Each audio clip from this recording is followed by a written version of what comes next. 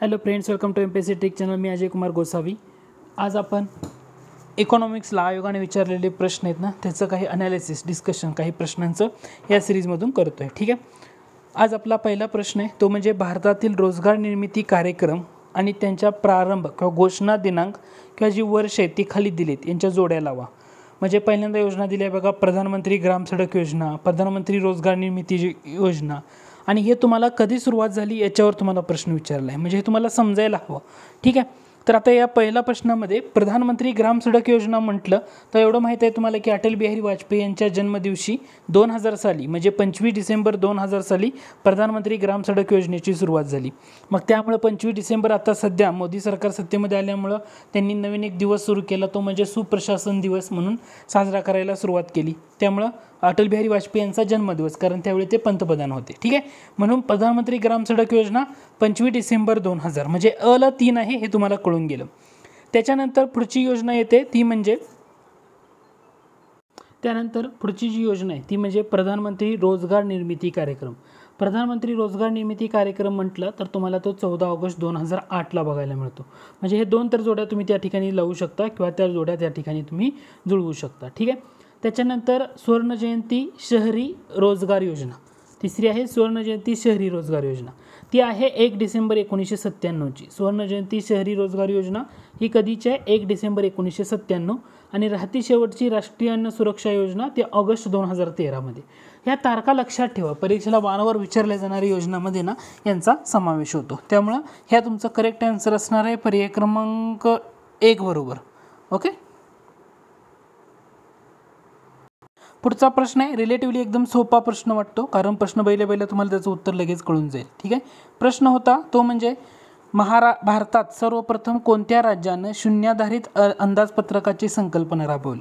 शून्याधारित म्हणजे zero budget. Okay, zero based budget. Maharashtra येतं. 1986चा period येतो. अर्थमंत्री जर बघितले सुशील कुमार शिंदे, अर्थ राज्यमंत्री श्रीकांत जिचकर यांची नावं तुम्हाला तिथं लक्षात ठेवावी लागतात. त्यानंतर पुढचा प्रश्न बघा, 14व्या वित्त आयोगाच्या शिफारशीनुसार महाराष्ट्र राज्याला केंद्र सरकारच्या कर उत्पन्नाचा इतका टक्के वाटा मिळालेला आहे. तर किती मिळाला आहे? तो 5.521%. किती? 5.521%. त्यानंतर पुढचा प्रश्न आहे शून्याधारित अर्थसंकल्पनाच्या संकल्पनेचा प्रवर्तक कोण? शून्याधारित म्हणजे झिरो बजेट हे तर म्हटलं की पीटर ए पियर हे नाव तुम्हाला लक्षात ठेवा. आणि महाराष्ट्र राज्य पहिलं आहे की ज्यांनी झिरो बजेट ओके हे कन्सेप्ट राबवलेला पहिलं राज्य. त्यानंतर पुढचा प्रश्न आहे राष्ट्रीय उत्पन्न मोजणीच्या खालीलपैकी कोणती पद्धत अर्थव्यवस्थेतील विविध क्षेत्रांचे तुलनात्मक महत्त्व प्रकट करते? म्हणजे तुम्हाला माहीत आहे प्रोडक्शन मेथड म्हणजे उत्पादन पद्धत म्हणतो. ठीक आहे. उत्पन्न पद्धत म्हणजे त्याला इन्कम मेथड म्हणतो. व्यय पद्धत किंवा खर्च म्हणजे एक्सपेंडिचर मेथड म्हणतो. आता भारतामध्ये जेव्हा उत्पन्न मोजलं जातं तेव्हा उत्पादन पद्धत आणि उत्पन्न पद्धत या दोन्हीचा संयुक्तिकरित्या वापर केला जातो. पण तुम्हाला प्रश्न काय विचारला आहे? राष्ट्रीय उत्पन्नाच्या मोजणीची कोणती पद्धत अर्थव्यवस्थेमध्ये असणाऱ्या विविध क्षेत्राचे तुलनात्मक महत्त्व म्हणजे तुमचं प्रोडक्शन मेथड म्हणजे उत्पादन पद्धत या ठिकाणी तुमचं करेक्ट आन्सर असणार आहे. पुढचा प्रश्न आहे तो म्हणजे डिसेंबर 1997 पासून सुरू झालेली सुवर्णजयंती शहरी रोजगार योजना. ओके, म्हणजे अगोदरच आपण एक प्रश्न पहिला जोडायला हवा मध्ये त्यातच उत्तर होतं तुमचं. कोणत्या योजनांचं एकत्रीकरण आहे? शहरी रोजगार योजना म्हणजे जी नेहरू रोजगार योजना होती किंवा गरिबांची नागरी मूलभूत सुविधा योजना किंवा प्रधानमंत्र्याच्या एकात्मक नागरी दारिद्र्य निर्मूलन कार्यक्रम आहे ना यांचं एकत्रीकरण आहे. म्हणजे तुम्हाला लक्षात ठेवताना इंग्रजी नावं नक्की लक्षात ठेवा. नेहरू रोजगार योजना, urban basic facility scheme for poor and prime minister integrated urban poverty alleviation program. म्हणजे हे पॉईंट काय महत्त्वाचं माहिती आहे का तुम्हाला? तर डिसेंबर 1997 म्हणजे सुवर्णजयंती शहरी रोजगार योजना ही सुरू झाली. 3 योजनांचं एकत्रीकरण त्यामध्ये होतं. ओके. तुम्हाला नेहरू रोजगार योजना आणि जवाहर रोजगार योजना यामध्ये काय फरक आहे असं विचारलं तर जवाहर रोजगार योजना म्हटलं तर ही तुम्हाला ग्रामीण भागासाठी पाहायला मिळते आणि नेहरू रोजगार योजना म्हटलं तर ती शहरी भागासाठी पाहायला मिळते. एवढा मेजर डिफरन्स आहे. जवाहर रोजगार योजना पण आहे, नेहरू रोजगार योजना पण आहे. नेहरू म्हटलं की तुम्हाला शहरी हा पॉईंट इथं लक्षात घ्या. जवाहर नेहरू म्हणतो ना, जवाहरलाल नेहरू. जवाहर म्हटलं ग्रामीण भाग असं.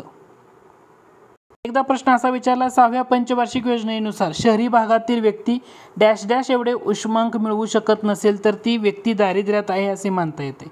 तर 6वी पंच म्हणजे 2100 कॅलरी. शहरी म्हटलंय ना 2100 कॅलरी हे लक्षात घ्या. शहरी भाग म्हणतोय ना तुम्हाला म्हणून 2100. एकदा आयोगानं असा प्रश्न विचारलाय, स्वच्छ भारत मोहीम ग्रामीण 2014चे लक्ष्य आहे. कोणतं लक्ष्य आहे? 2 ऑक्टोबर 2025 पर्यंत. एवढं माहिती आहे की तुम्हाला 2 ऑक्टोबर 2019 पर्यंत असणार आहे.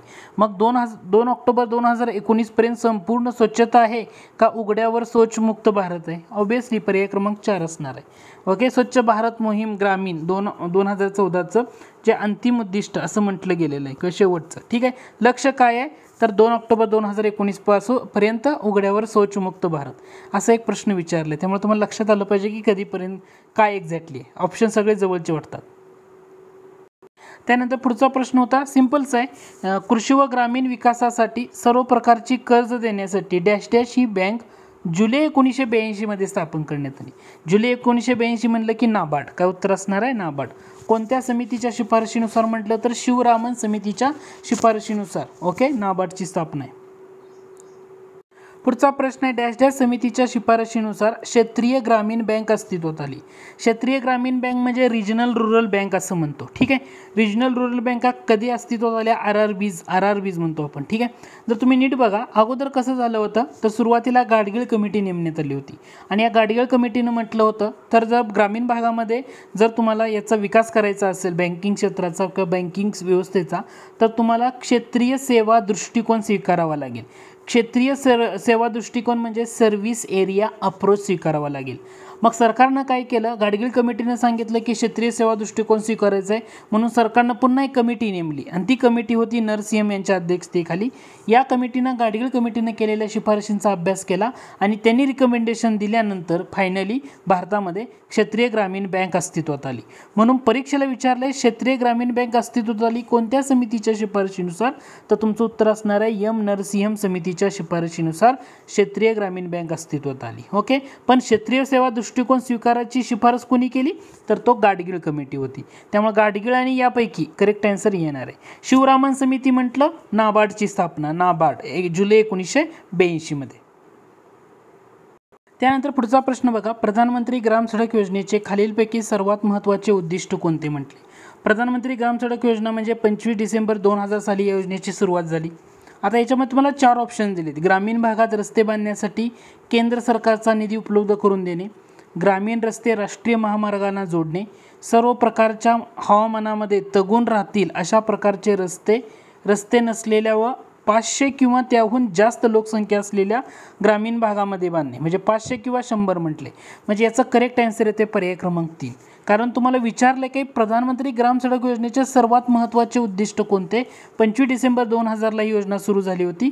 500 किंवा त्याहून जास्त लोकसंख्या असलेल्या ग्रामीण भागामध्ये रस्ते बांधणे, असलेल्या किंवा नसलेल्या असं म्हटलेलं आहे. म्हणजे ज्या ठिकाणी रस्ते नाहीत अशा ठिकाणी. मग इथं लोकसंख्या म्हटलं तर 500ची अट येते. 100 असल्यामुळे हे चुकीचं येणारच नाही आहे. आणि सर्वात महत्त्वाचं उद्दिष्ट म्हणजे पर्याय क्रमांक 3 हे करेक्ट आन्सर आहे.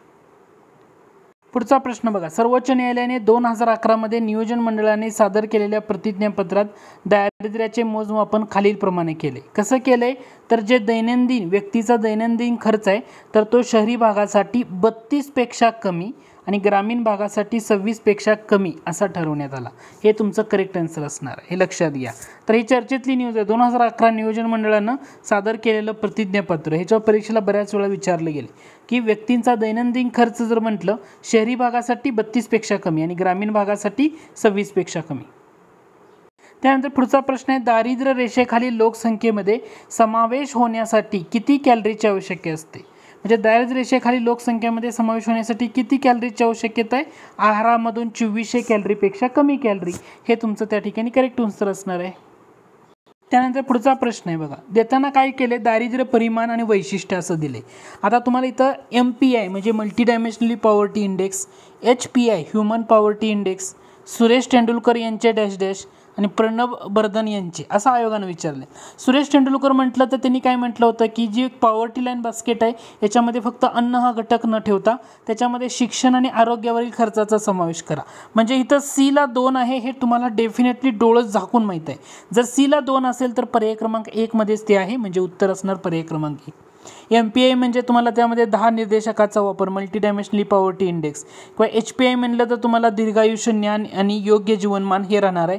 आणि सार्वत्रिक मूलभूत उत्पन्न म्हणजे प्रणब बर्धन म्हणजे युनिव्हर्सल बेसिक स्कीम म्हणतो आपण, ते येणार आहे. ठीक आहे, म्हणजे असेही प्रश्न आहेत की फक्त लॉजिकली तुम्ही सोडवू शकता.